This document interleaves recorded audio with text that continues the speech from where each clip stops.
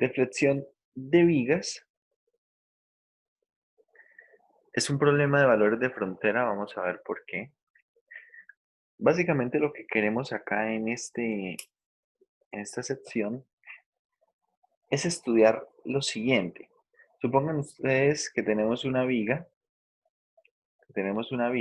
que puede, no sé, estar tal vez apoyada en dos soportes y por efectos de la gravedad la viga va a tender a curvarse. Esta curva que se forma, esta curva de desplazamiento con respecto a este eje de simetría natural, es lo que vamos a modelar nosotros. Vamos a modelar precisamente la curva que forma el desplazamiento del eje de simetría natural cuando la viga está con ciertas condiciones.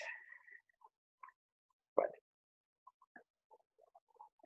Para esto vamos a utilizar la siguiente ecuación diferencial. Esta es la ecuación diferencial que vamos a utilizar y bueno, acá hay algunas constantes. Esta ecuación diferencial modela la curvatura de la viga en, bueno, en términos del desplazamiento. Vamos a considerar acá algunas cosas. Vamos a poner unas convenciones. El extremo izquierdo de la viga será el inicio, es decir, el desplazamiento 0, x igual a 0. Y el extremo derecho será x igual a l, es decir, será el último tramo de la viga. Vamos a considerar acá una viga de longitud L, donde tendremos acá algunos datos. Vamos a ver qué son estos elementos que están aquí.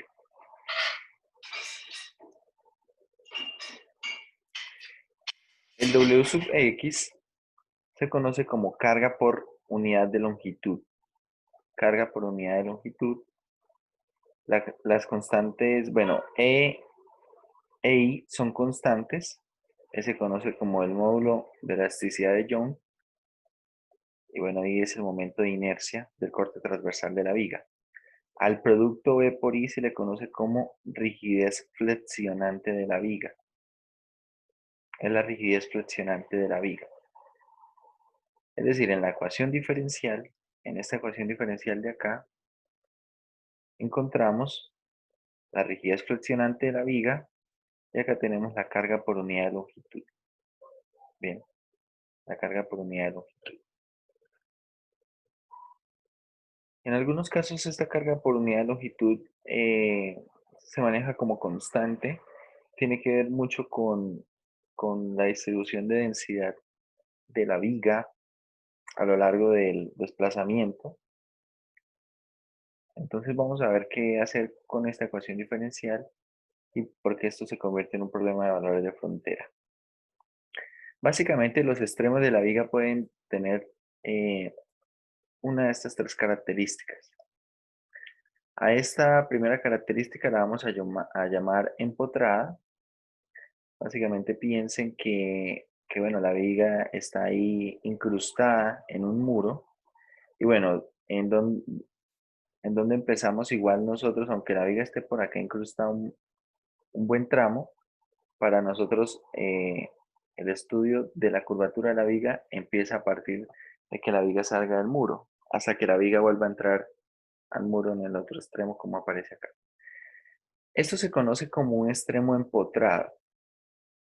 Acá en el ítem B tenemos que el extremo izquierdo está empotrado y el extremo derecho se le dice que es libre o que está emboladizo. Bien, acá tenemos, bueno, la viga está emboladizo. Bueno, empotrado también se le va a conocer como embebida, que esté embebida o empotrada. Acá tenemos simplemente que está con un extremo libre o con un extremo emboladizo. Y para el tercer caso, tenemos que está simplemente apoyada. Está simplemente apoyada. Según las características que tengan los extremos, podemos poner condiciones de frontera. ¿Por qué serán condiciones de frontera? Porque para uno de los extremos podemos poner dos condiciones utilizando las derivadas y tengan en cuenta que si tenemos una ecuación diferencial de grado 4, necesitamos 4 condiciones para poder resolver ya sea un PBI o un PDF. Por lo tanto, se establecen las siguientes condiciones de frontera. Bueno, en este caso, en el caso del simplemente apoyada, también se le conoce como articulado. Ese extremo es articulado o simplemente apoyado. ¿Qué condiciones se establecen entonces? Los extremos en los que esté empotrada la viga se ponen en estas condiciones. Y de 0 es 0 y y' de 0 es 0. Más o menos uno puede ver algunas de estas características a partir de la misma curva. ¿Qué quiere decir que y de 0 sea 0? A ver, si nosotros acá dibujáramos, si nosotros acá dibujamos lo que viene siendo,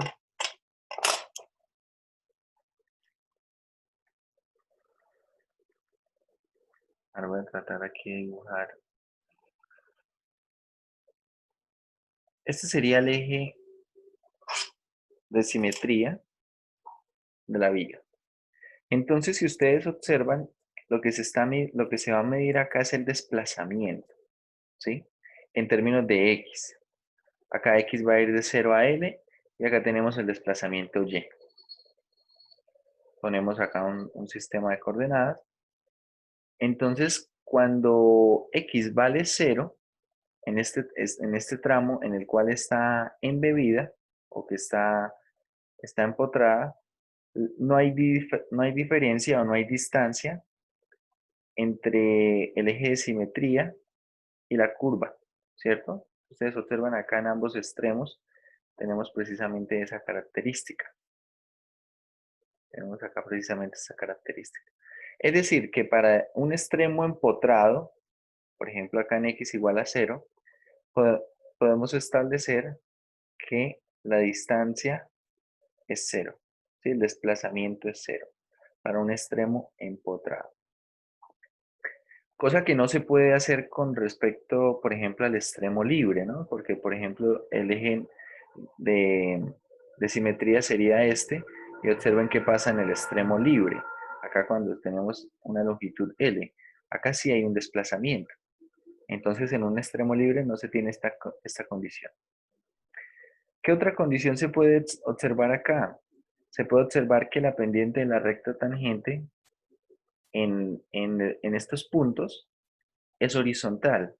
Bueno, es 0. La pendiente es 0 y la recta tangente es horizontal. Es decir, en este punto, por ejemplo, en 0, se puede observar que y' evaluado en 0 es 0. De ahí se establece que las condiciones para un extremo empotrado son que, bueno, y sean 0. Para un extremo, vamos a mirar, algunas de estas se pueden analizar fácilmente. Un extremo libre, tenemos que y segunda es 0, ¿sí? Y segunda es 0 en un extremo libre. Por ejemplo, ¿por qué y segunda será 0 en este extremo libre? Ahí no es tan claro, no es tan claro, habrá que hacer más cuentas. Si ustedes recuerdan el del curso de cálculo 1, uno decía que cuando la segunda derivada se hacía 0, ahí teníamos un candidato a punto de inflexión. Bueno, habría que ver un poquito más con respecto a esta curva para analizar por qué se va a obtener allí un punto de inflexión. Con respecto a la tercera derivada, no se estudió en ningún curso qué significado tenía geométricamente. Entonces no podemos decir mucho. Ahí pues tendríamos que hacer algunas cuentas en términos de lo que viene siendo la física misma. Es decir, pensar la función y representa la posición y' velocidad, ¿cierto? Velocidad o pendiente en la recta tangente. Y segunda viene siendo que la aceleración, viene siendo aceleración, o habla también de concavidad, pero y tercera, ¿qué es? ¿Vale? Habría que ver en el caso. Cuando tenemos simplemente apoyado o articulado, observen, tenemos nuevamente lo mismo con respecto al desplazamiento. Por acá vamos a tener nuestro eje de simetría. Y acá en el punto en el que está simplemente apoyada, tenemos que no hay desplazamiento, ¿cierto? Acá está precisamente el punto en el cual se une el eje de simetría con la curvatura. Nuevamente tenemos que Y es igual a cero en el eje de, bueno, en el punto donde está simplemente apoyado o articulado. Que Y segunda es igual a cero. Nuevamente acá tenemos algo referente.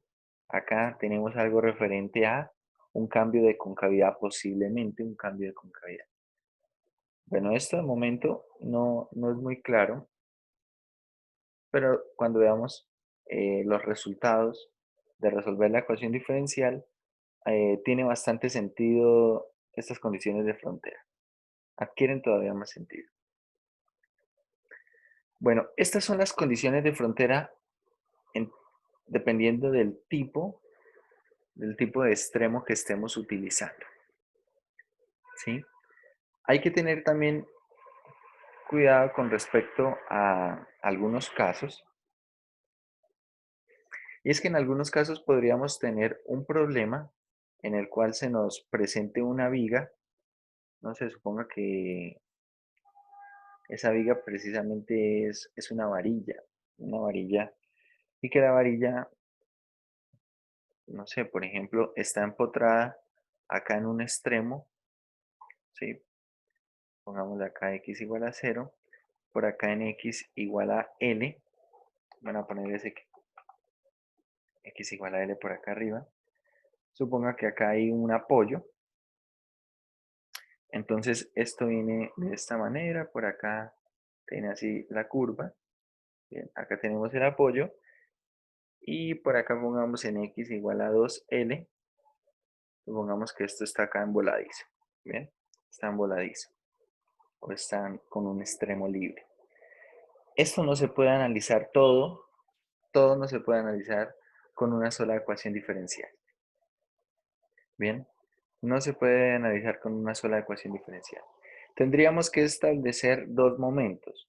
Un primer momento en el que se estudia la viga en el tramo de 0 a L, es decir, empotrada a la izquierda, simplemente apoyada a la derecha, y un segundo momento en el cual se analiza el tramo de L a 2L, es decir, simplemente apoyada en la izquierda y con extremo libre a la derecha.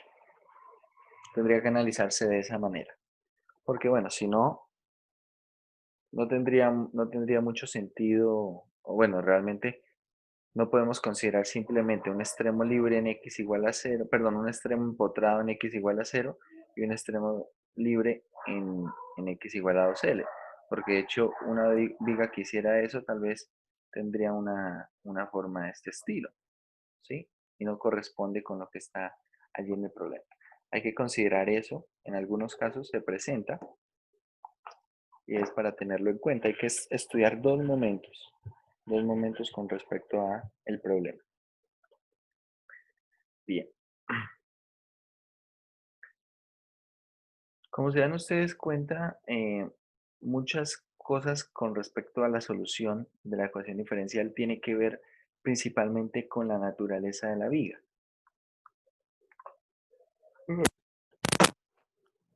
A ver, ¿a qué me refiero? Tiene que ver con la naturaleza de la viga, principalmente porque tenemos, bueno, recuerden que I es el momento de inercia del corte transversal. Es decir, acá importa la geometría. Esto tiene que ver con la geometría, ¿sí? Pero si ustedes recuerdan cómo se calculaban estos momentos de inercia, no solamente importaba aquí la geometría, sino importa también junto con esta carga por unidad de longitud, importa que la densidad, bueno, de hecho la distribución,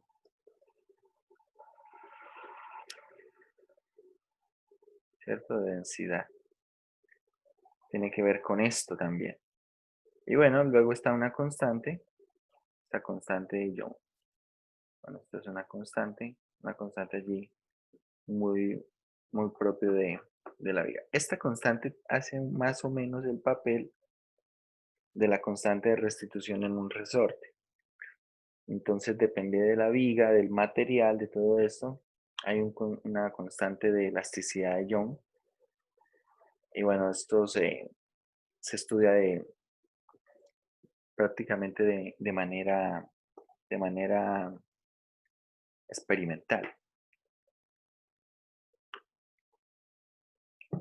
Entonces esto depende muchísimo de la naturaleza de la viga. Hay varios factores que se ven involucrados acá. Bien. Veamos el tipo de problemas que aparecen aquí. A ver, vamos a resolver este primer problema.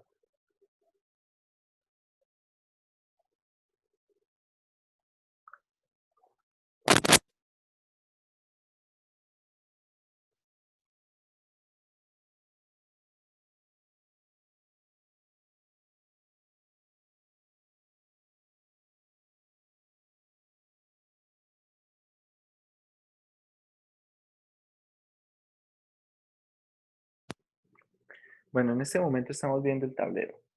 ¿Es así? Sí, profe. Vale. Bueno, vamos a ver.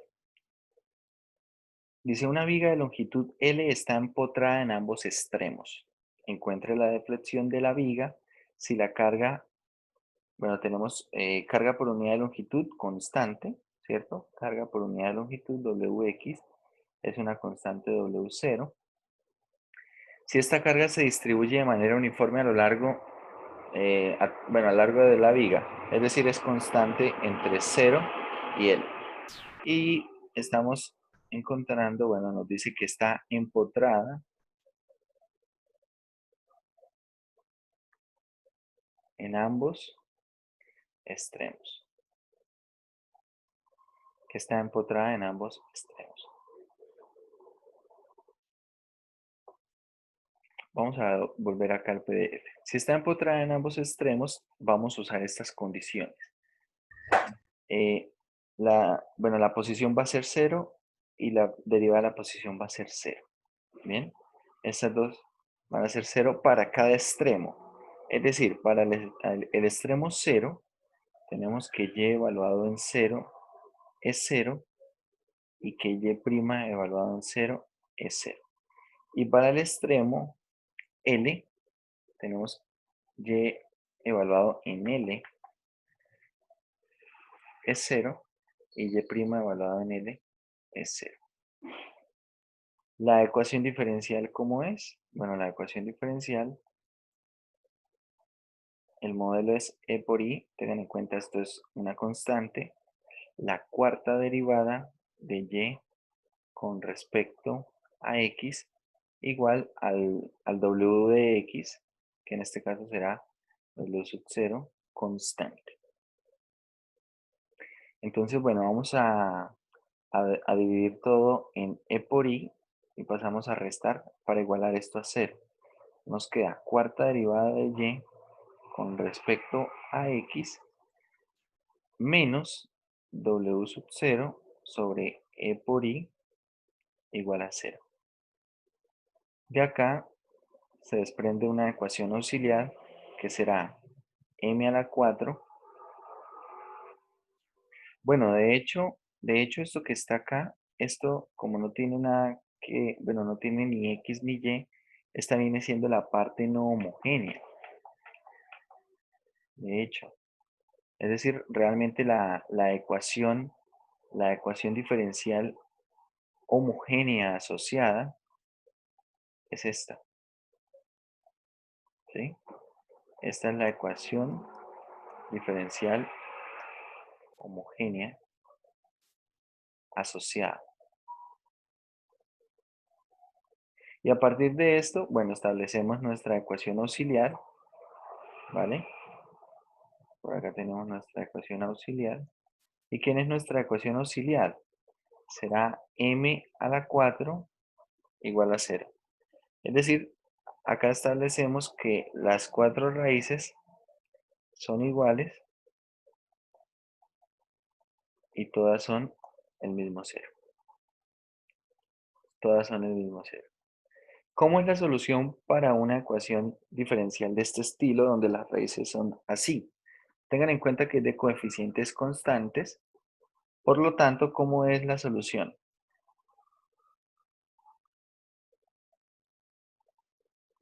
Tenemos de momento que y de x es ¿quién? ¿Quién es? Será C1 e a la M1, que es 1, ¿cierto? Más C2 e a la M2, como es repetida, ponemos C2x e a la M2 es 1, más C3 x cuadrado y más C4 x al cubo, ¿sí?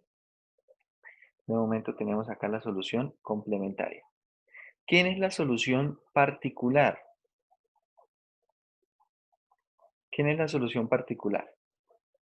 Bueno, para postular nuestro YP, tengan en cuenta que la parte no homogénea es constante, ¿sí? Entonces, ¿cómo vamos a postular nosotros nuestra solución particular? La plantearíamos como una constante, ¿cierto? Utilizando coeficientes indeterminados, pero si planteamos solo como una constante, tiene repetición en y sub c. Entonces agregamos una vez x. Tiene repetición también acá. Si multiplicamos otra vez por x y si multiplicamos otra vez por x, sigue teniendo repeticiones. Es decir, acá debería ir así. A por x a la 4. Bien. Ahora vamos a ver quién es el valor de a. Bueno, tenemos por acá y' de p es quién. Es 4a x al cubo. Y segunda es 12a x al cuadrado. Y tercera, ¿quién es? Es 24a x. Y y cuarta es 24a. Reemplazamos en la ecuación diferencial y obtenemos que 24a es igual a w sub 0 sobre e por i. ¿Cierto? Que es lo que teníamos acá. Acá despejando la cuarta derivada.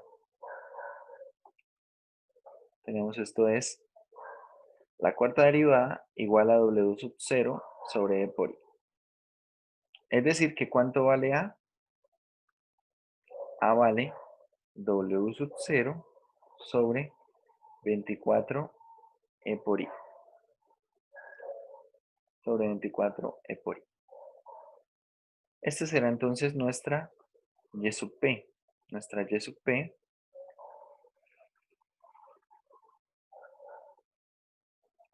es esto. Y de esta forma, nuestra solución,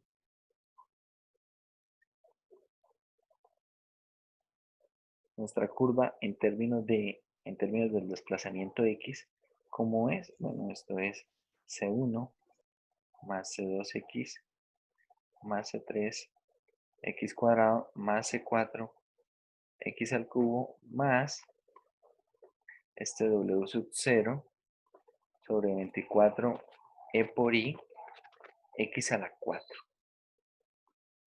¿cierto? X a la 4.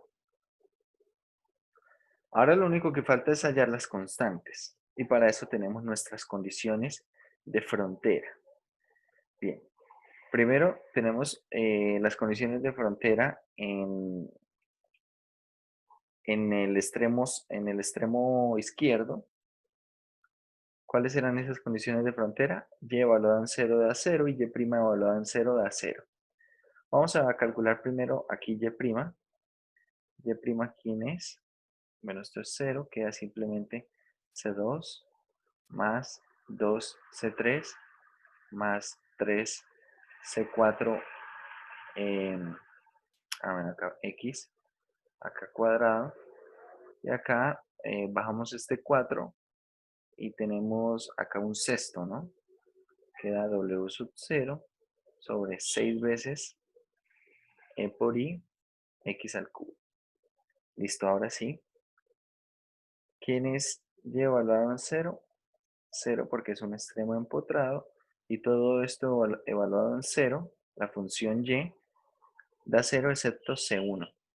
Es decir, acá encontramos el valor de la primera constante, C1 vale cero.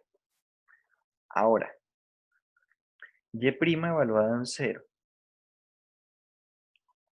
Y' evaluada en cero, todo da cero excepto C2. Encontramos la segunda constante, C2. Ahora vamos a hacer y evaluado en L. Esto va a dar 0. Y y evaluado en L, a ver, C1 y C2 ya son 0. Entonces y evaluado en L nos queda C3 por L cuadrado más C4 por L al cubo más, acá tenemos W sub 0 sobre 24 E por I, L a la 4, nos queda esa ecuación de momento. ¿Cuánto es Y' evaluado en L? A ver, Y' evaluado en L, C2, recordemos que es 0. Tenemos entonces 2 C3 L más 3 C4 L cuadrado más W sub 0 sobre 24 E por I L al cubo. Y ahora nos quedamos con este sistema de ecuaciones, este sistema 2 por 2. Y bueno, la idea es hallar los valores de C3 y de C4. ¿Sí? Profe. ¿Sí, señor? 6, ¿no? Sí, exacto, eso. Ah, sí, acá 6. es un 6.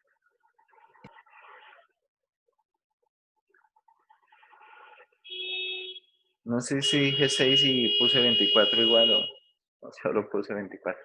Bueno, necesitamos resolver acá este sistema. Bien. Por ejemplo, la primera ecuación la podríamos multiplicar por ¿quién? Esta la podríamos multiplicar por L si quiero eliminar C3, ¿vale? Para hallar C4. Entonces, esta la multiplico por L y la primera la multiplico por menos 2 y sumo. ¿Sí? ¿Cuánto da esto? Bueno, acá da 0. Y acá tenemos, bueno, menos 2 C3L cuadrado. Acá más 2 C3L cuadrado. Esta parte va a dar 0. Luego tenemos menos 2 C4L al cubo más 3 C4L al cubo. Acá menos W sub 0 multiplicando por 2, simplificando con el 24, queda sobre 12 E por I, L a la 4.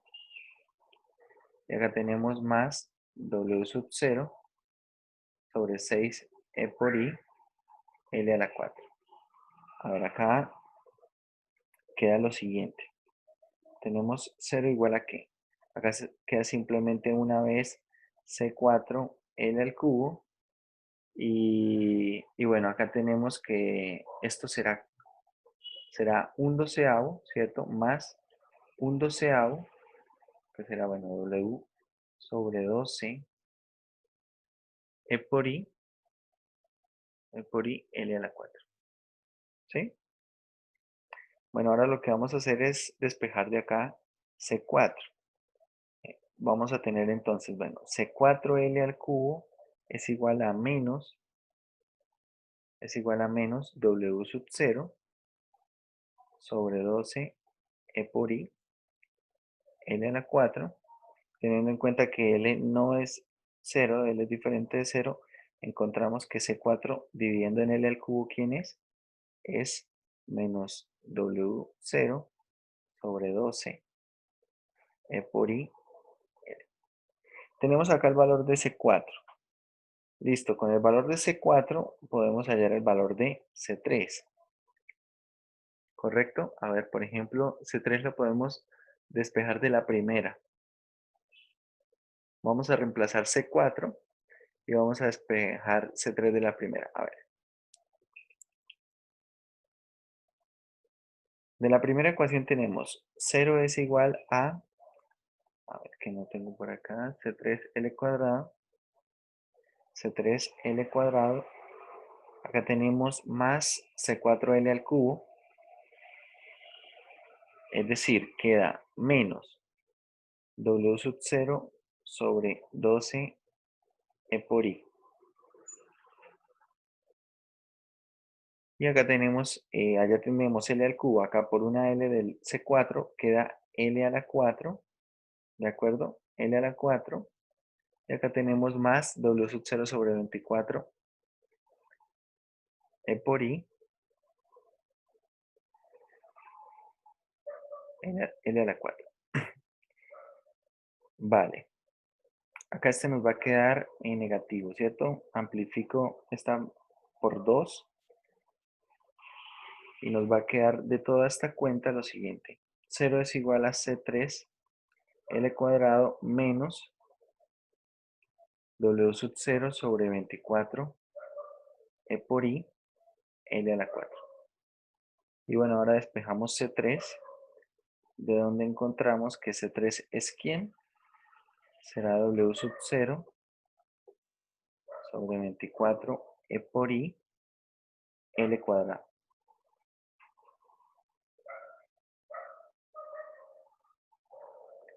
Es decir, con esto tenemos nosotros nuestra solución.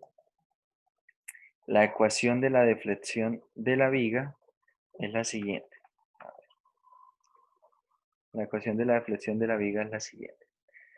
C1 y C2 valen 0. C3 es esto que está acá. W cuadrado, W sub 0 sobre 24 E por I, 24 E por I, L cuadrado por X cuadrado. ¿Sí? Recordemos la forma de esto. A ver, vamos a volvernos acá. C3, C1 y C2 valen 0, que tenemos C3x cuadrado más C4x cubo más W sub 0 sobre 24 de por I, x a la 4. A ver, vamos a recordar, por acá listo, ya tenemos C3, ahora C4 es menos W sub 0 sobre 12 de por I, L. Tenemos entonces menos W sub 0 sobre 12 E por I, E por I, L, x al cubo,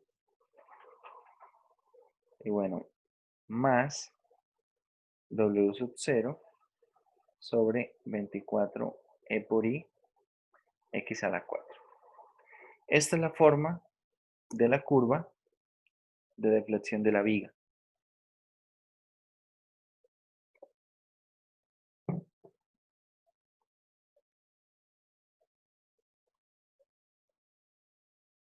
No sé si tengan alguna pregunta.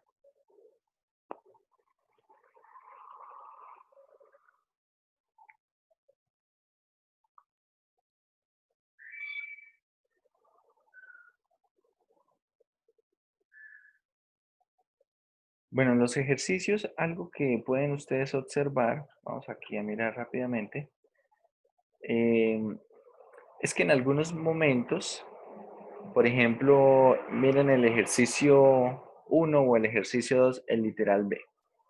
En algunos momentos simplemente dice, bueno, vamos a tomar como valor 1, precisamente para graficar la deflexión de la viga, y W sub 0 lo vamos a tomar como 24 E por I. Vamos a hacer eso a ver cómo queda nuestra ecuación. Aquí haciendo algo adicional, si el W sub 0 es 24 E por I y L vale 1, ¿cómo nos queda todo esto? Nos queda como y de x será. Si W sub 0 es 24 E por I, acá nos va a quedar simplemente x cuadrado menos, a ver, esto quedaría como, L cuadrado, ¿no? pero L vale 1. Ok. acá quedaría 2x al cubo y acá nos quedaría más x a la 4, ¿sí? Más x a la 4.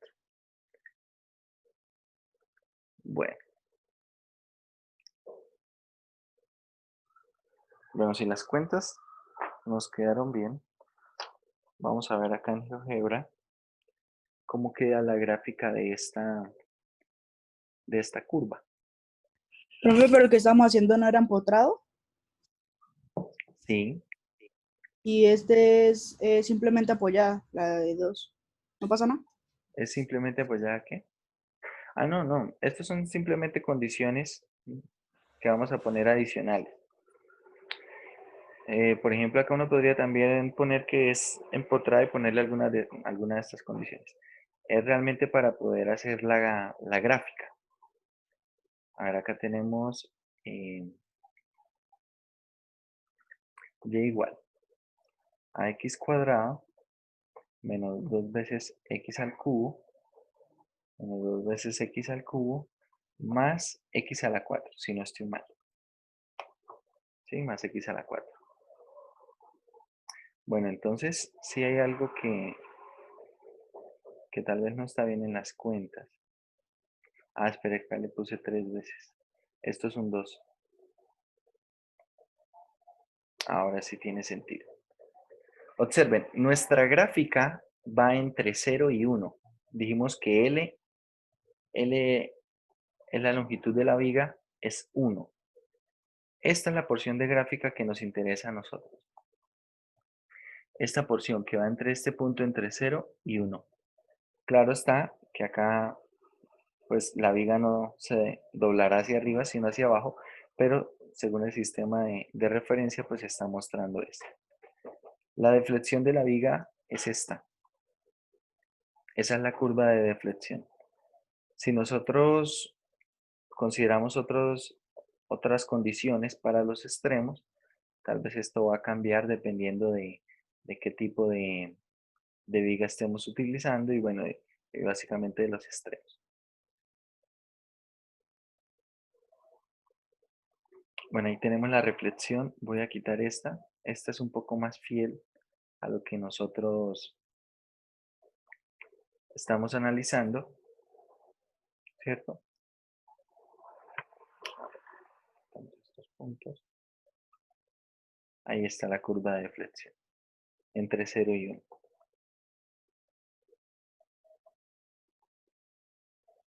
Acá entre 0 y 1. Profe, porque con el desarrollo de la ecuación nos da como hacia arriba. Porque el valor de y lo está arrojando positivo, ¿sí? O sea, acá nos está dando lo que viene siendo la curva, el desplazamiento X lo está considerando, mejor dicho, este desplazamiento acá, en términos de la curva, se está considerando positivo, ¿sí? Básicamente, cuando nosotros estamos estudiando ahí un problema de deflexión de vigas, al igual, si ustedes recuerdan, cuando estábamos estudiando sistemas masa-resorte, ¿qué considerábamos? Consideramos, bueno, por acá el resorte, por acá consideramos la masa, suponiendo que el sistema estaba en equilibrio, se considera que esta es la posición de equilibrio x igual a 0 y hacia arriba tenemos valores negativos de x, ¿cierto? Y hacia abajo tenemos valores positivos para x. Esto se consideraba en un sistema masa-resorte y de hecho cuando uno graficaba los resultados, si por ejemplo partía la masa desde un punto por debajo de la posición de equilibrio, ¿cómo se dibujaba esto? Igual el punto quedaba aquí, ¿sí? Quedaba algo así. Es decir, aunque nuestro sistema de referencia hacia abajo sea positivo, en el momento de graficar, pues será una gráfica normal. Acá va a pasar exactamente lo mismo. En nuestro problema de deflexión de vigas, ¿sí? Por acá tenemos, bueno, este será nuestro eje de simetría natural. Acá tenemos una posición 0, sobre el eje de simetría una posición 0. Hacia abajo vamos a considerar una posición positiva y hacia arriba, bueno, una posición negativa, que esto realmente solo se daría si hay alguna fuerza que está actuando sobre la viga desde la parte de abajo. Pero ese tipo de problemas no lo vamos a estudiar nosotros. Entonces eso es lo que ocurre, es el sistema de referencia se está tomando de esta forma, pero al final cuando hacemos la gráfica, bueno, nos quedamos con esa porción de curva reflejada con respecto al eje X. ¿Bien? Entonces acá cuando vemos nosotros la solución, tiene sentido lo que pasaba con la segunda derivada. Si ustedes observan acá la curva pasa de ser cóncava hacia arriba, ¿cierto? Acá en esta parte, a ser como cóncava hacia abajo. Es decir, efectivamente ahí en 1 y en 0 hay puntos de inflexión. Hay puntos de inflexión. Entonces, bueno, ahí tiene un poco más sentido lo que ocurre con ese tipo de curvas. Bien, bueno, vamos a continuar. Vamos a volvernos acá un poco.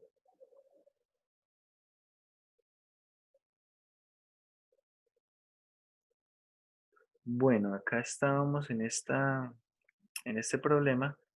Ah, bueno, y observen, acá precisamente hacen la misma observación, hacen W sub 0 es esto y L es 1 y se obtiene la gráfica de esto. Observe que acá tenemos el eje X y hacia la parte de abajo tenemos el eje Y.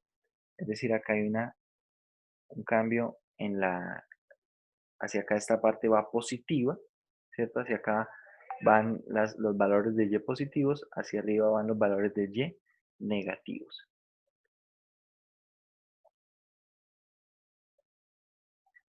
Bueno, vamos a ver.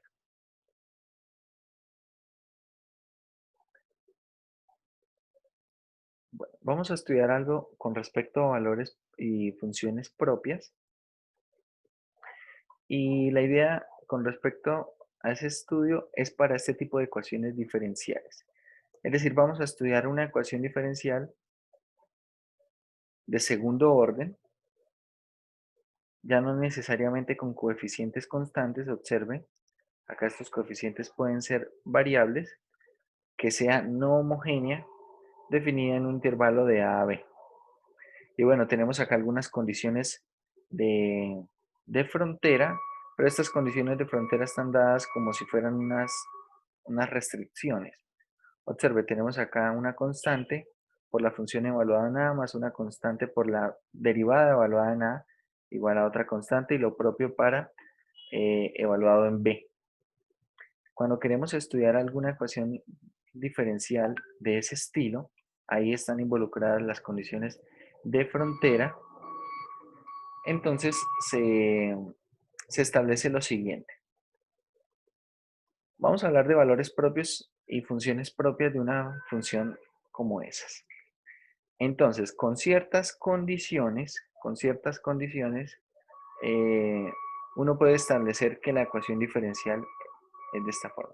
Es decir, si la ecuación diferencial del caso anterior tiene una forma como esta, vamos a poder hacer el siguiente análisis. Tenemos acá algunas condiciones de frontera, y evaluada en 0 es 0 y y evaluada en L es 0. A partir de esto, hallamos el valor de lambda y a partir del valor de lambda tenemos las siguientes opciones o posibilidades. Y es que lambda sea menor que 0, que lambda sea 0 o que lambda sea mayor que 0. ¿Cómo son las soluciones de este tipo de ecuación diferencial? Si lambda es igual a 0, nos queda la ecuación diferencial y segunda igual a 0. Y esta ecuación diferencial tiene la siguiente solución. C1 por X más C2. Básicamente esa solución, ¿cómo se calcula? Hallando la ecuación auxiliar, ¿cierto?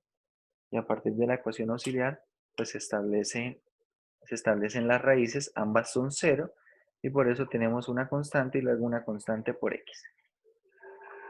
Luego aplicamos las condiciones de frontera. Si Y evaluada en 0 da 0, ¿qué establecemos? Observe, tenemos Y es C1 X más C2. Es decir, que Y evaluado en 0, que es 0, nos da simplemente C2. tenemos que C2 vale 0. Ahora, ¿quién es Y'? Y' será solamente C1, ¿de acuerdo? Pero tenemos que, no, perdón, Y' no. Y evaluado en L. No tenemos condición de este estilo. Y evaluado en L, ¿cuánto da? Da simplemente C1 por L, ¿vale? Da C1 por L. Y si ustedes observan, esto igualado a 0, ¿qué podemos establecer? L no es 0 porque es la longitud, puede ser la longitud de la viga. Ya vamos a ver. Entonces, ¿quién debe ser 0? C1 es el que debe ser 0. Es decir, cuando tenemos este caso en el que lambda es igual a 0, esta ecuación diferencial solamente posee la solución trivial. Es la única solución que tiene esa ecuación diferencial. Ahora, segundo caso. ¿Qué pasa cuando lambda es negativo? Entonces, si lambda es negativo, en este caso, podemos escribir el lambda como menos alfa cuadrado. Y al escribir el lambda como menos alfa cuadrado, tenemos y segunda. El lambda es menos alfa cuadrado y igual a 0. Tengan en cuenta que si lambda es negativo, acá vamos a tomar menos alfa cuadrado con un alfa positivo.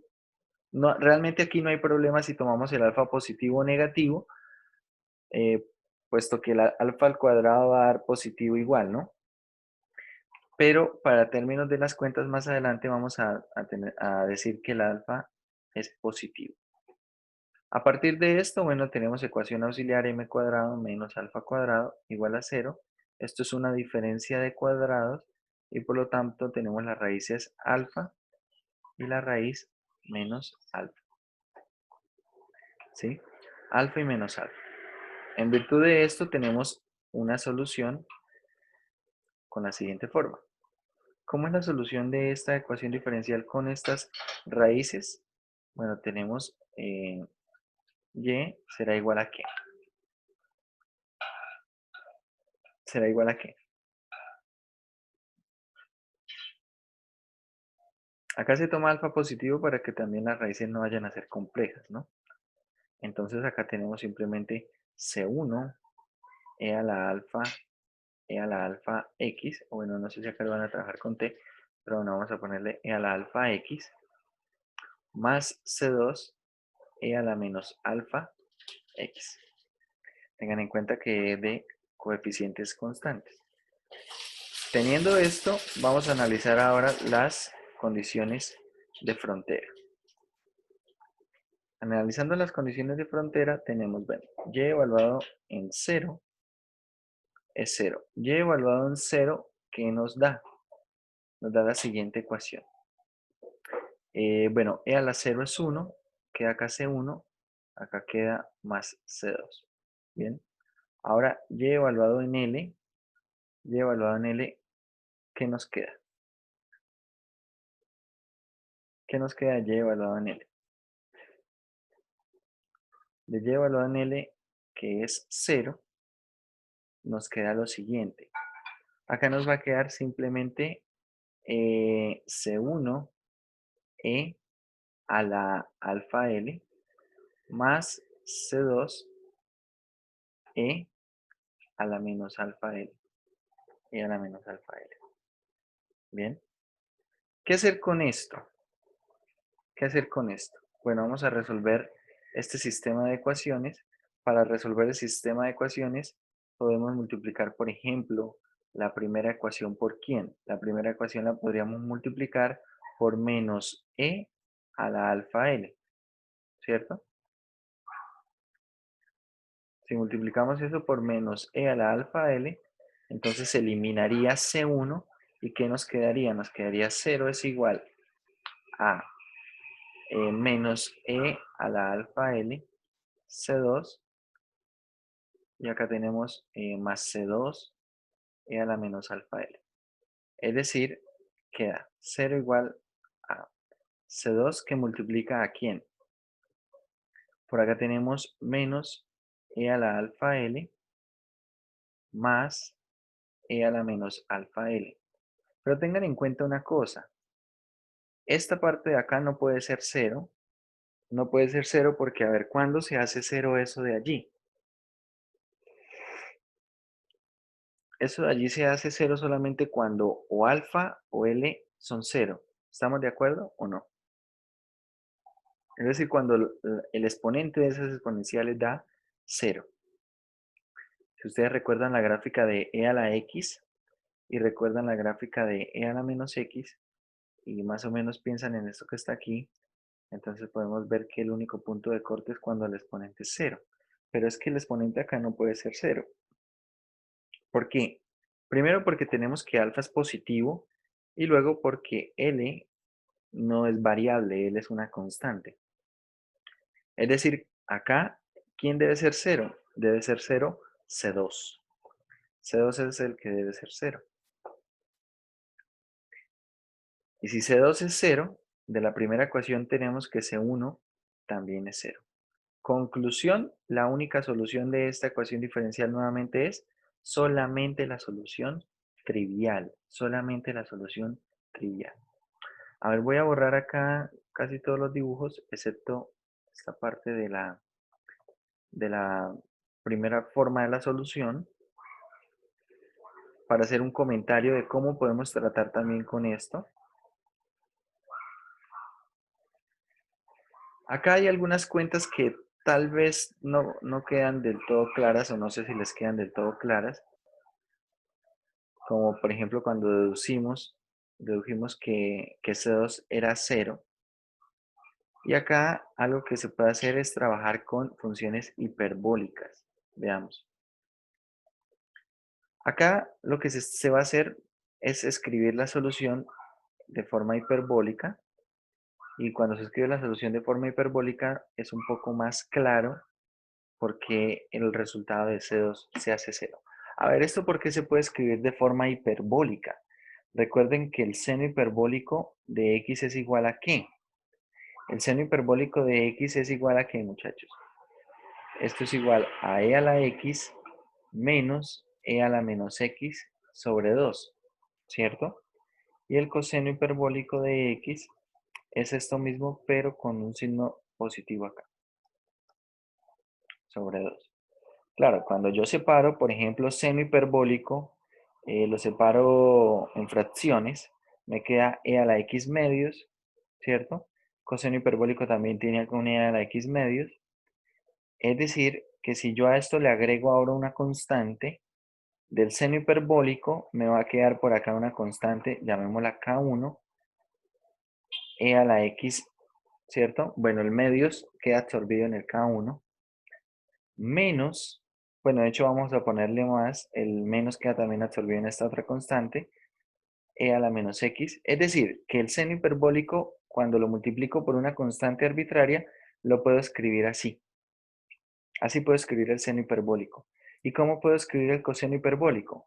Lo multiplico por otra constante, vamos a ponerle acá un K3, y el e a la x medios queda como K3 e a la x más K sub 4 e a la menos x. Es decir, observe, el coseno se puede escribir de una forma muy similar. Cuando yo agrupo, entonces junto K1 con K3 y esto me da ¿quién? Me da C1. Y junto K4 con K2 y esto ¿qué me da? Esto me da C2. Es decir, esta solución yo la puedo escribir en términos de funciones hiperbólicas a partir de esta manipulación, ¿sí? En algunos casos ustedes podrán encontrar que las soluciones no se escriben en la forma de las exponenciales, sino se escriben en forma de seno y coseno hiperbólico. No es que una esté correcta y la otra no, es que son lo mismo, son lo mismo. Son dos formas diferentes de escribir lo mismo, ¿sí? Como les estoy mostrando acá, yo puedo seno y coseno hiperbólico expresarlo en exponenciales y luego de hacer algunas cuentas y reagrupar, la solución queda escrita así y viceversa, ¿sí? Si está escrita así, puedo separar de alguna manera y llevar a la solución que tenga la forma de seno y coseno hiperbólico. ¿Qué pasa? Que aunque son lo mismo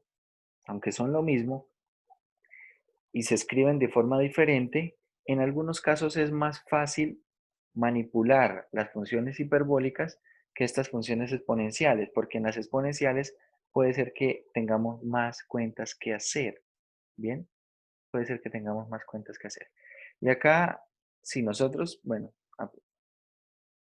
tenemos algún manejo de estas funciones hiperbólicas, podemos establecer algunos resultados como el que se hace acá. A ver, si hubiésemos optado por la forma hiperbólica de la solución, ¿cómo sería el análisis de todo esto? Bueno, la solución sería C1 coseno hiperbólico de alfa x más C2 seno hiperbólico de alfa x. Y si analizamos, cuando y evaluado en 0 da 0, tenemos que seno hiperbólico de 0 es 0 y coseno hiperbólico de 0 es 1. Es decir, acá tenemos que C1 vale 0, ¿cierto? C1 es el que vale 0. Y luego para la segunda parte. Para la segunda parte tenemos esto evaluado en L. Como C1 ya vale 0, entonces la solución de momento queda así, ¿no? Y esto evaluado en L, pues nos queda lo siguiente. Nos queda 0 igual a C2 seno hiperbólico de alfa L. Pero nuevamente acá tenemos, tal vez el análisis puede ser un poco más sencillo aquí. Resulta que seno hiperbólico se hace 0 solamente cuando el argumento es 0, ¿sí? Pero acá el argumento no puede ser 0 porque alfa es positivo, ya lo dijimos, y L es una cantidad constante que es diferente de 0, ¿sí? Es diferente de 0. Entonces, ¿quién es el que debe ser 0? El C2, ¿vale? Acá, ¿qué es lo que nos estamos quitando inicialmente? El sistema de ecuaciones, ¿sí? Por el otro camino, tuvimos que resolver un sistema de ecuaciones lineales en términos de C1 y C2. Acá no es necesario hacer esto porque hay algunas cosas que sabemos de las hiperbólicas, como que seno evaluado en 0, pues da 0. Bien, y esto nos ayuda a concluir rápidamente que C1 vale 0 y bueno, el valor de C2. Pero repito, no es que alguna esté bien y otro resultado esté mal. Son formas alternativas de escribir lo mismo. Bien, y nos quedamos con el tercer caso. El tercer caso que va a ser el caso más interesante de momento. ¿Qué dice este tercer caso? A ver, el tercer caso es cuando alfa es positivo y por lo tanto alfa se puede escribir como alfa al cuadrado donde alfa es positivo. La ecuación auxiliar es m cuadrado más alfa cuadrado igual 0 y esto tiene raíces complejas menos alfa i y alfa i. Por lo tanto, ¿cómo queda la solución de esta ecuación diferencial con alfa i y menos alfa i? Queda de esta forma. Bueno, ¿dónde está? Por acá está. La parte real es 0 y por lo tanto acá queda C1 e a la 0x es 1 coseno de alfa x más C2 e a la 0 por x que es 1 seno de alfa x. Y bueno, ahora aplicamos las condiciones de frontera. Si hacemos y de 0 igual a 0, tenemos que C1 vale 0. A ver, ¿por qué? Vamos a hacer las cuentas nosotros. Si y de 0 vale 0, veamos la forma de y. Acá tenemos 0, que es y de 0. Por acá aparece coseno de 0 es 1, nos queda C1. Y seno de 0 es 0. Entonces acá simplemente nos queda así, ¿cierto? C1 es igual a 0. Bien, ahora, si C1 es igual a 0, ¿cómo nos va quedando la solución de momento? La solución nos queda como C2 seno de alfa x. C2 seno de alfa x.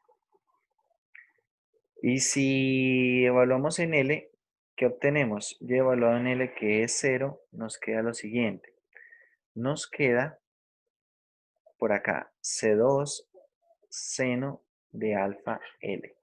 Pero ojo, ojo aquí. Acá tenemos opciones. Para que esto sea 0, ¿qué puede ocurrir? Primera opción es que C2 sea 0.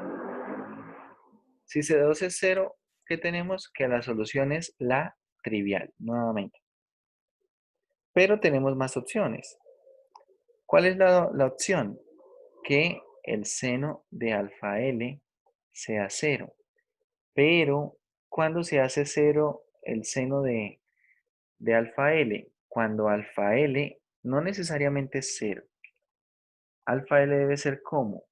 Alfa L debe ser un múltiplo de pi. ¿Sí? Alfa L debe ser un múltiplo de pi, donde, bueno, n es un número entero. A ver, esto no ocurría en el caso anterior. ¿Por qué?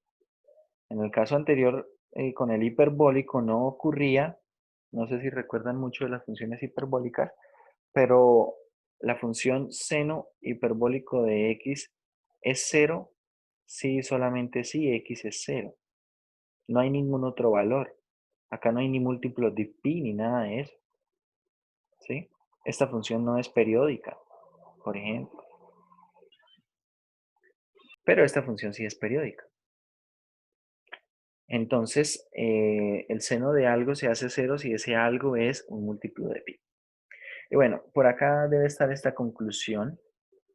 Debe estar esta conclusión. Bueno, si y evaluado en L es 0, implica esto. Si C2 es 0, nuevamente tenemos la trivial, pero podemos suponer que C2 es diferente de 0 y por lo tanto seno de alfa L es 0. Y bueno, esto se satisface cuando alfa L es un múltiplo entero de pi. Es decir, alfa L lo escribimos de esta manera. Por lo tanto, alfa se escribe de esta forma. Y tengamos en cuenta, como hemos dicho, que era el valor de lambda. ¿Sí? ¿Cómo es el valor de lambda? Entonces elevamos esto al cuadrado y ese va a ser el valor de lambda. Acá escribimos simplemente el valor de lambda en términos de ¿quién? En términos de n, pi y l. Esto nos ofrece soluciones diferentes. De hecho, es una familia de soluciones para la ecuación diferencial. Y como ustedes observan, acá tenemos un parámetro arbitrario, C2. Es decir, si C2 toma cualquier valor, incluido el 0, nos puede dar la solución trivial también. Si toma cualquier valor, podemos observar que seno de pi x, n pi x sobre l, cuando esto se evalúa en l, esto, bueno, va a dar 0 porque da un múltiplo de pi. A partir de esto, nosotros podemos establecer los valores propios y las funciones propias. Los valores propios se le llama a estos valores de alfa. Bien, a estos valores de alfa se le conoce como valores propios.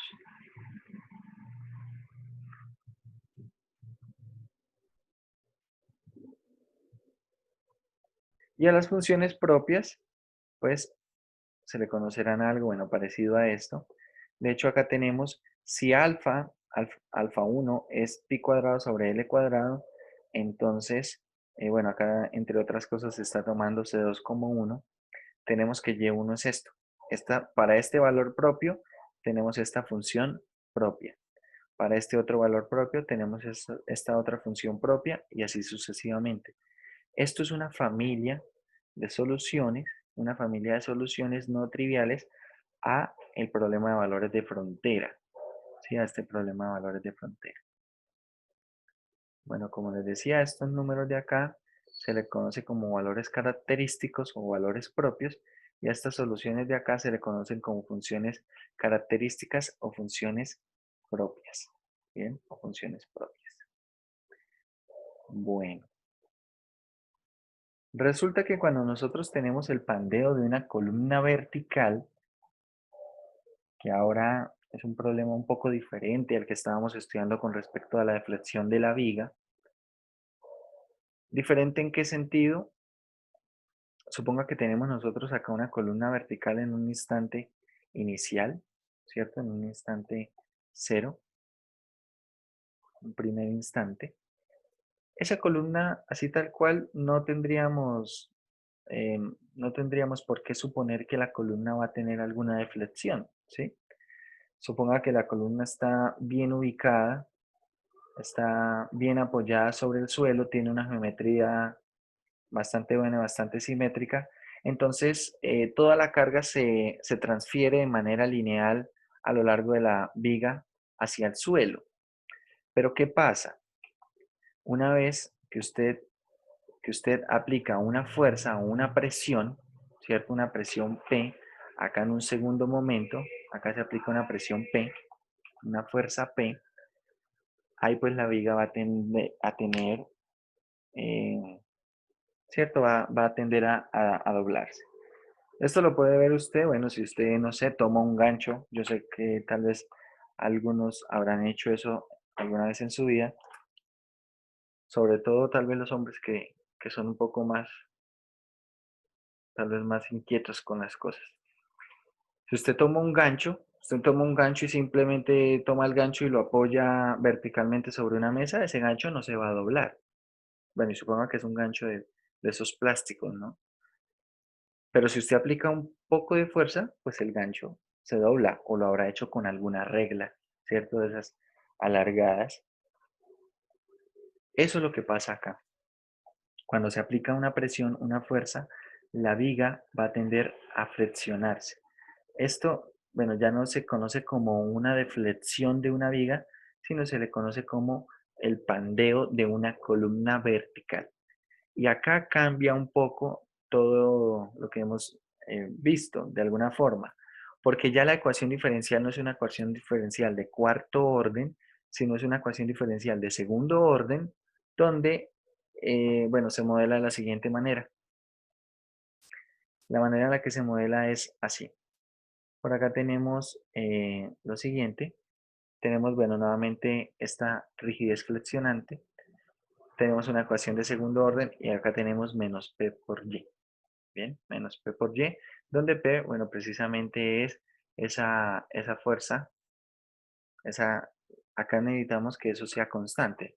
No, bueno, y cuando digo constante es, se aplicó una fuerza y se dejó así. No es que se está aplicando una fuerza de manera constante, de manera periódica, ¿vale? Cuando nosotros analizamos este tipo de ecuaciones diferenciales, este tipo de ecuaciones diferenciales entra dentro de los casos que estábamos estudiando nosotros hace un momento. Si ustedes observan, acá tenemos, bueno, con las condiciones de frontera que se pueden establecer, observen, ahora aquí, importante, el 0 se encuentra en la parte de arriba y el L se encuentra en la parte de abajo. Si ustedes observan, acá tiene más o menos la forma de una columna como si fuera simplemente apoyada, ¿no? Lo importante es que en x igual a 0 y en y igual a 0, en x igual a l, podemos ver que los valores de y son ¿qué? Son 0, ¿cierto? Se encuentran precisamente en ese mismo punto. Es decir, no hay diferencia aquí en estos puntos entre lo que es la curva de deflexión y lo que viene siendo el eje natural. Por lo tanto, acá podemos establecer unas condiciones de frontera que son y igual a y evaluado en 0 es 0 y y evaluado en L es 0 también. Con esto completamos un problema de valores de frontera para esta ecuación diferencial de segundo orden y si ustedes observan a partir de la ecuación diferencial, bueno, considerando su forma estándar, ¿qué es lo que encontramos? En forma estándar, esto va a ser más P sobre E por I, Y igual a 0. Es decir, ¿esto qué forma tiene? Tiene la forma Y segunda, ¿cierto? Más lambda Y igual a 0. Precisamente las formas que acabamos de estudiar. Claro, entonces acá el lambda, observe, el lambda es P dividido en E por I. P es constante, tanto E como I son constantes. Entonces, bueno, acá con estos valores, pues encontramos las funciones características, los valores característicos. Y bueno, acá esto depende de P. Esto va a depender de P, va a depender de P. Y lo interesante acá es lo siguiente. Si nosotros aplicamos cierta fuerza P porque E por I es propio de la viga, ¿bien? Es propio de la columna, de esa columna vertical. Realmente el nuevo acá es P. Si yo aplico una cantidad de fuerza P, entonces voy a tener esto así. Si aplico una cantidad diferente, voy a tener esto así o esto así, ¿vale? Voy a tener esas tres formas. Bueno, de hecho puedo tener más formas si sigo aplicando diferentes tipos de presiones P. Pero la idea es que estos pandeos, esto de hecho se conoce como pandeo de columnas verticales. Estos pandeos de columnas verticales se estudian a partir de esa ecuación diferencial de segundo orden, ¿sí? De esa ecuación de segundo orden. Y acá tiene bastante sentido hablar de las soluciones propias o las ecuaciones propias para esos valores propios.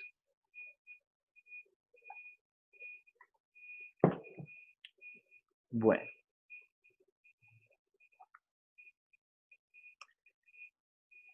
con respecto a esta sección 3.9, hay una analogía entre este problema de la deflexión de vigas, perdón, el de pandeo de columna vertical, donde tenemos funciones y valores propios, con respecto a lo que es una cuerda rotatoria.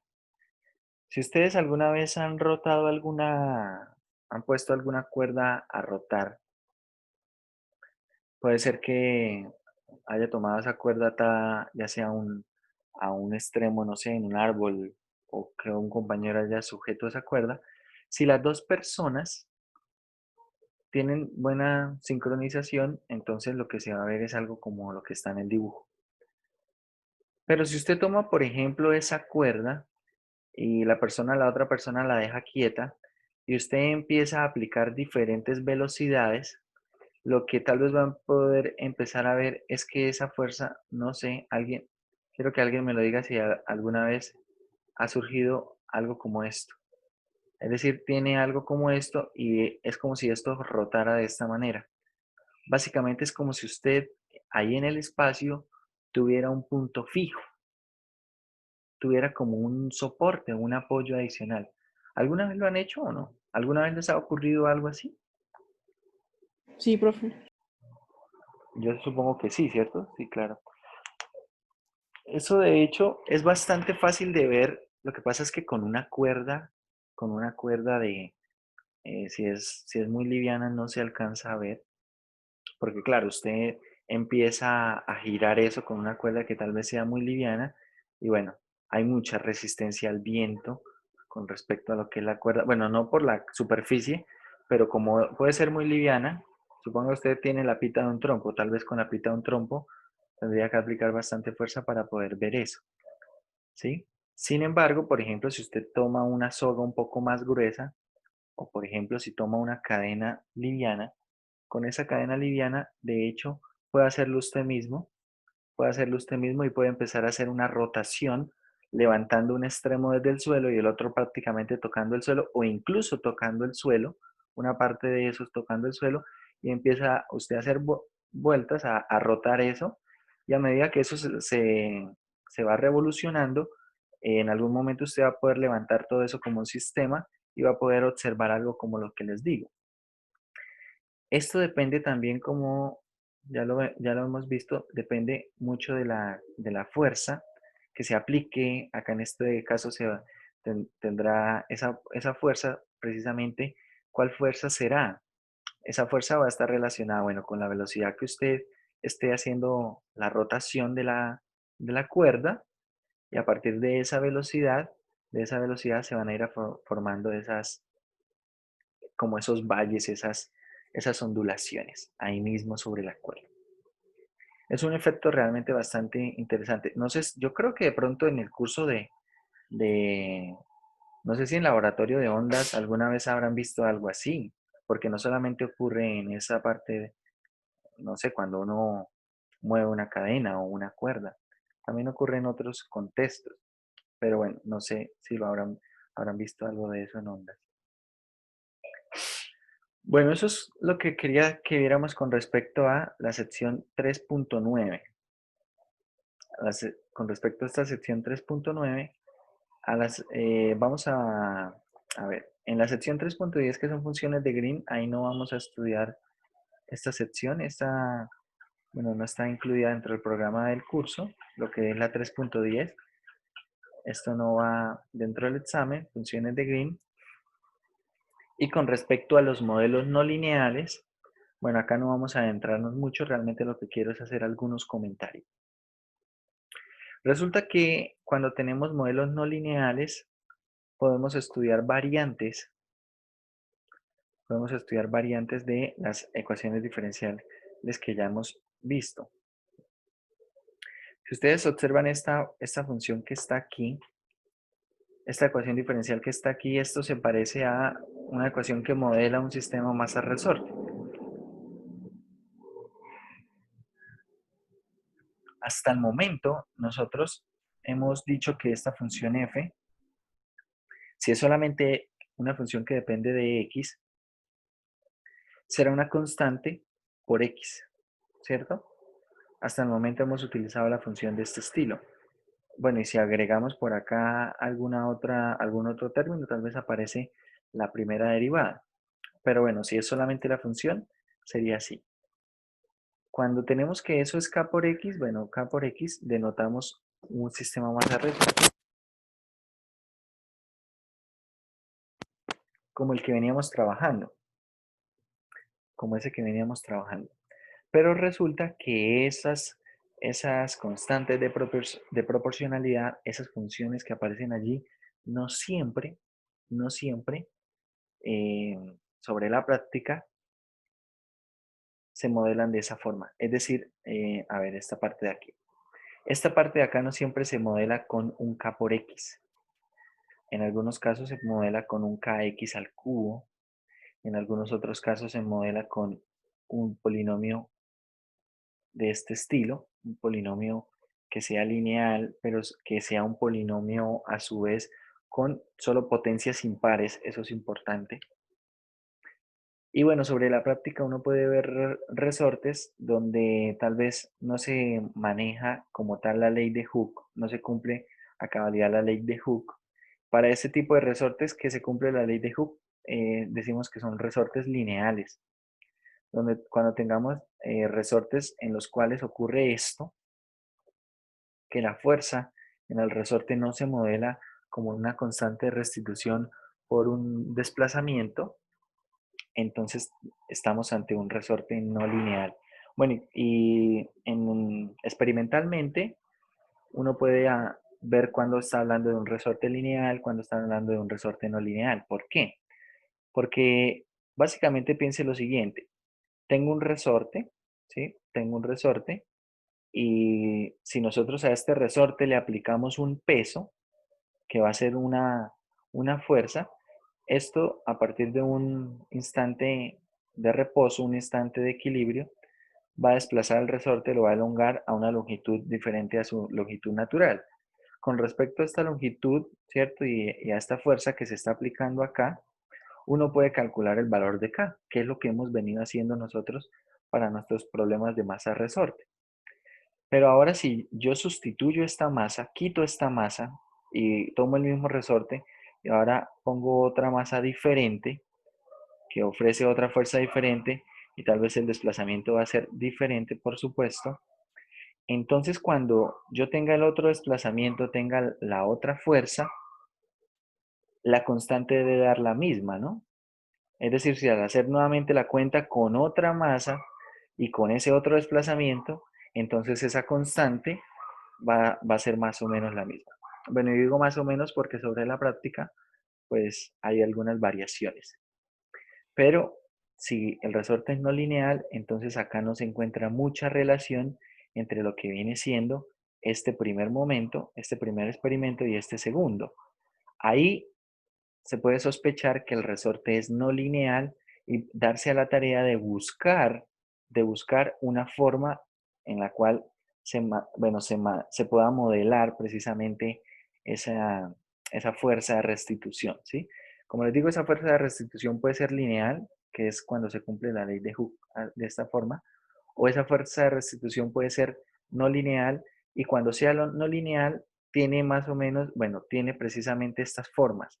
Es decir, esta fuerza puede ser Kx o Kx más K1x al cubo, o Kx más K1x al cubo más K2x a la 5. Es decir, eso va aumentando sumando potencias impares. ¿Sí? Sumando potencias impares.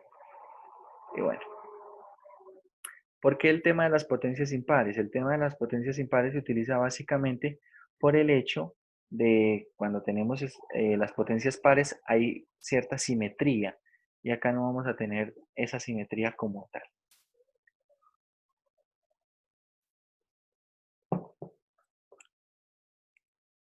Así podríamos considerar, como les digo, esta fuerza de restitución va aumentando con potencias impares, ¿sí? Va aumentando con esas potencias impares. Pero no es lo único que puede variar en un resorte que sea no lineal. Bueno, la no linealidad tiene que ver con la fuerza de restitución, pero cuando la ecuación diferencial es, hasta acá nosotros tenemos estos modelos no lineales, esta ecuación diferencial será no lineal. Entonces, si ustedes observan, para que esto sea no lineal tenemos algunas opciones.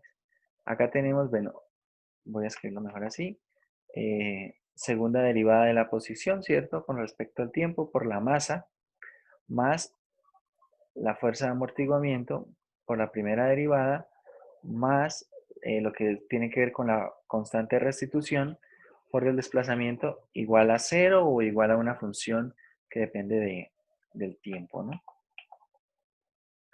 Entonces, una opción para que esto sea una ecuación no lineal es que esta parte sea no lineal, ¿sí?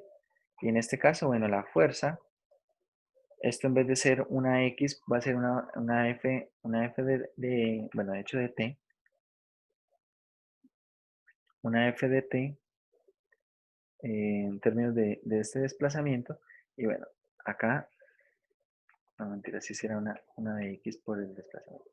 Entonces puede ser algo de este estilo, ¿bien? Pero esta parte también puede que afecte la linealidad de la ecuación diferencial.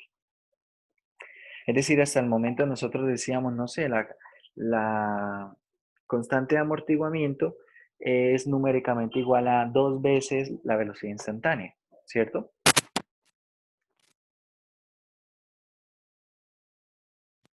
Pero ¿qué tal si no es numéricamente igual a la velocidad instantánea, sino al cuadrado de la velocidad instantánea?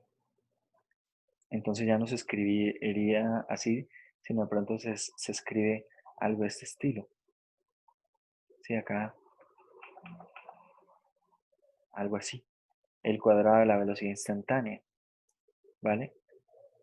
Puede ser que esta parte también se vea afectada y afecte la linealidad de la ecuación diferencial. Varios de estos factores se pueden analizar con un sistema más a resorte, teniendo en cuenta lo que viene siendo estas constantes, estas fuerzas de restitución, lo que vienen siendo la parte amortiguada. Y acá tenemos entonces algunos ejemplos. Realmente en estos ejemplos lo que se da es la ecuación diferencial, y bueno, ya después de eso resolver la ecuación diferencial es otra historia, ¿no? ¿Cómo resuelve una ecuación diferencial de este estilo que es no lineal? Bueno, pues tenemos nosotros reducción de orden, ¿cierto? Esa reducción de orden, si por ejemplo acá, como ustedes observan, ¿quién falta aquí? Esto lo podemos escribir como x segunda más x menos x al cubo. Acá ¿quién falta? Acá falta t, ¿sí? Y si falta t, bueno, podemos hacer una sustitución. Podemos hacer acá alguna sustitución y resolver una ecuación diferencial en términos de x y una nueva variable. O sea, u puede ser x', ¿cierto? U puede ser x', y ¿quién es entonces x segunda? A ver, x segunda será ¿quién? ¿Quién será x segunda? Bueno, esto para x', x' es de x de t, ¿no? De x de t. Es decir, que x segunda, ¿quién es? ¿Quién será la derivada de u con respecto a x? Con respecto, perdona, a t. ¿Quién será esto? Bueno, esto será básicamente la derivada con respecto a t de x de t, ¿cierto? Acá podemos hacer alguna manipulación con respecto a estos diferenciales, pero de hecho no lo vamos a escribir así. ¿Cómo lo escribimos? Esto lo vamos a escribir así como el du de t. Pero con respecto a esto, al du de t, acá multiplicamos y dividimos por un dx, reorganizamos esto de manera que queda du de x y queda acá dx de t. ¿Quién es este dx de t? Dx de t es u, ¿cierto? Observen acá. Es decir, que x segunda es ¿quién? Será u por du de x. Y por lo tanto, esta ecuación diferencial, ¿cómo queda? Esta ecuación diferencial simplemente queda como la ecuación diferencial u de u de x. Es una ecuación diferencial de primer orden. Acá tenemos más x menos x al cubo. Sí, bueno, y ahora acá mirar si, no sé, si esto es lineal, si es Bernoulli, si es separable, lo que sea. Bien. Pero bueno, tenemos acá herramientas. O si tenemos una ecuación diferencial no lineal con condiciones iniciales, tal vez acá puede ser, en este caso no, pero puede ser que nos diga cuál es la posición inicial, cuál es la velocidad inicial. Entonces podemos hacer una estimación de la solución usando un polinomio de Taylor, por ejemplo, un polinomio de Maclaurin. Tenemos ahí herramientas para resolver eso.